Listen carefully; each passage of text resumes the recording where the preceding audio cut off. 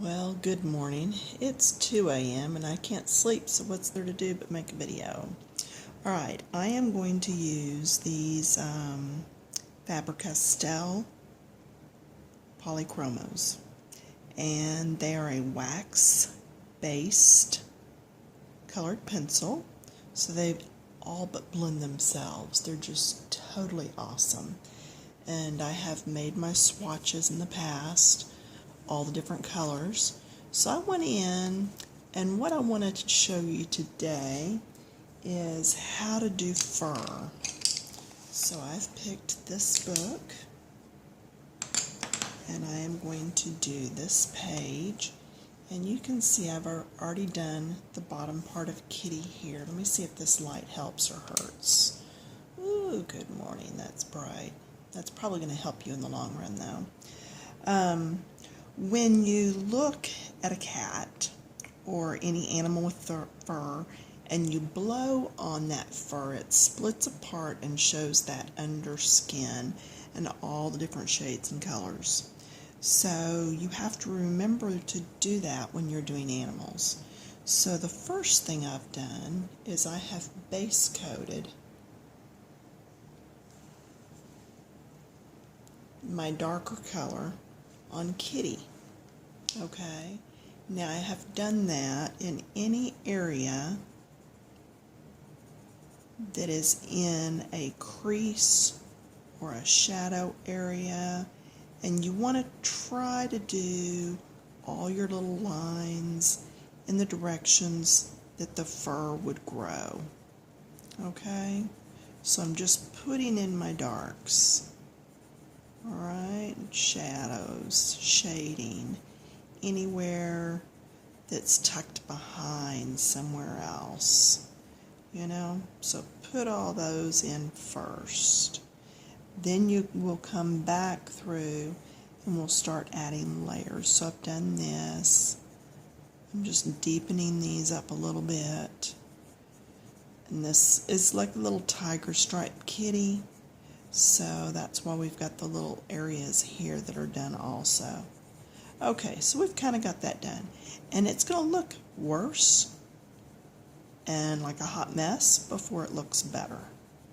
Okay, but so that's layer one.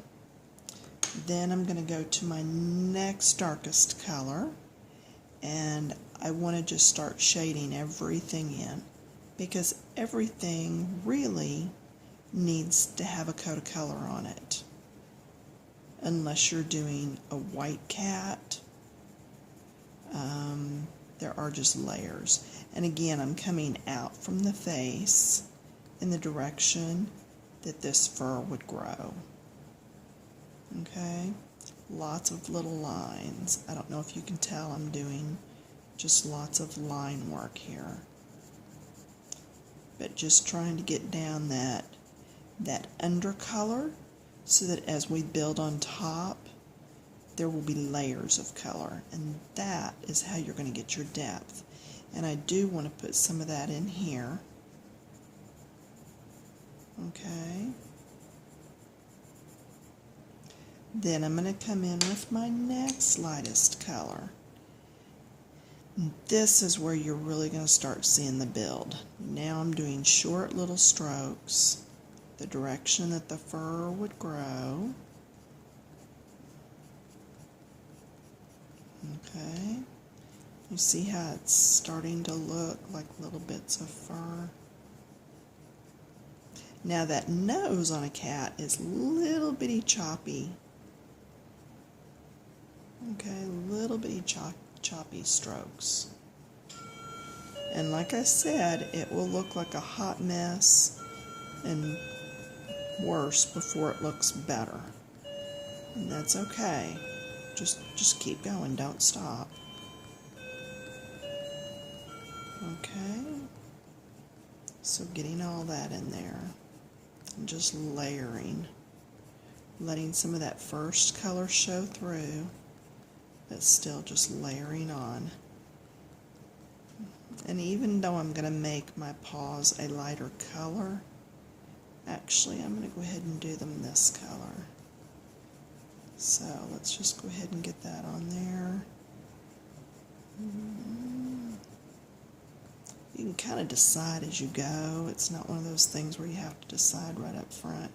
Now, on the back part here, I did like a striped area, so I want to incorporate that some in here. So I'm going to go ahead and do this as the lighter area, and I've got this paw as a lighter area. Okay, I've got some lightness in here.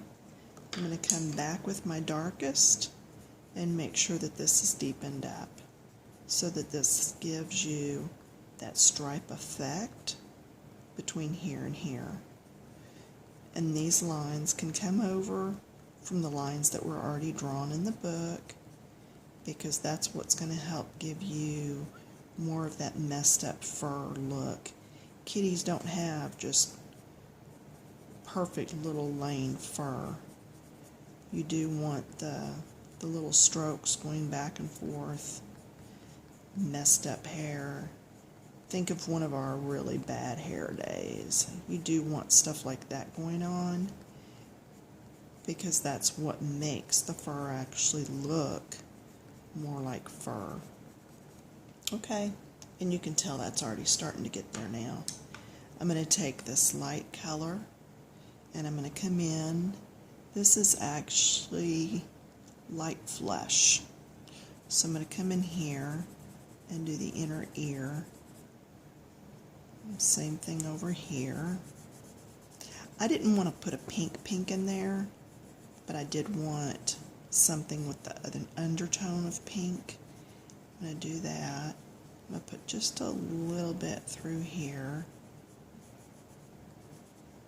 Okay, now I'm going to come back in with, I think, this brown, and just do a little bit of blending here.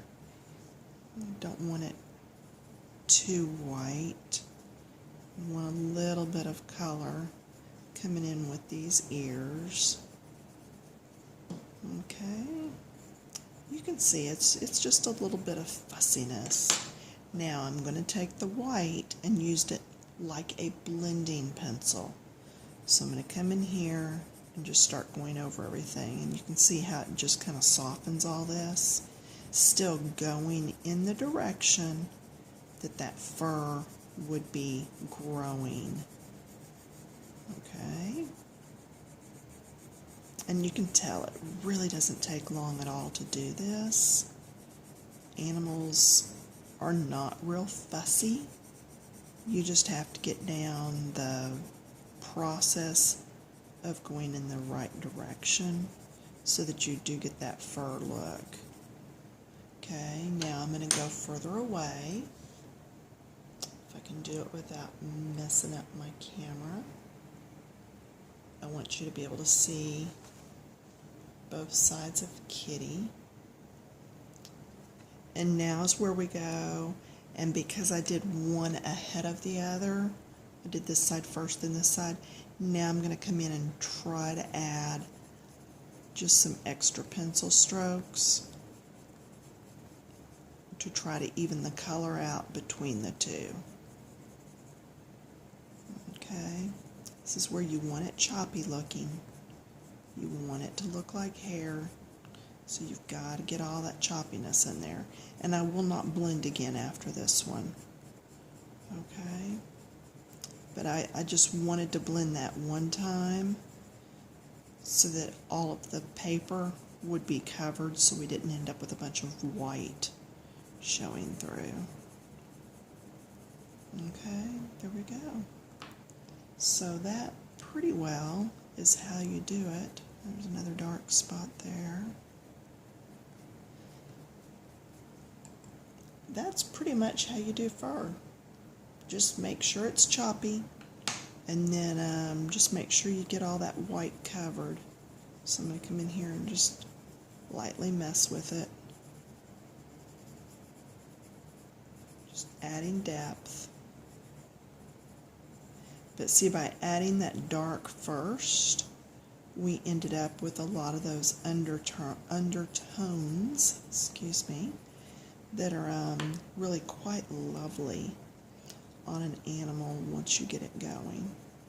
And you just keep fussing with it as much as you want to.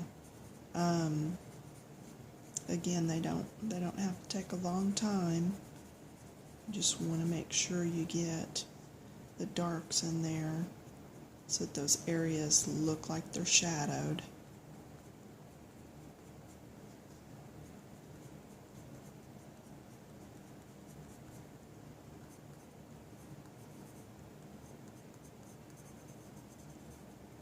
There you go.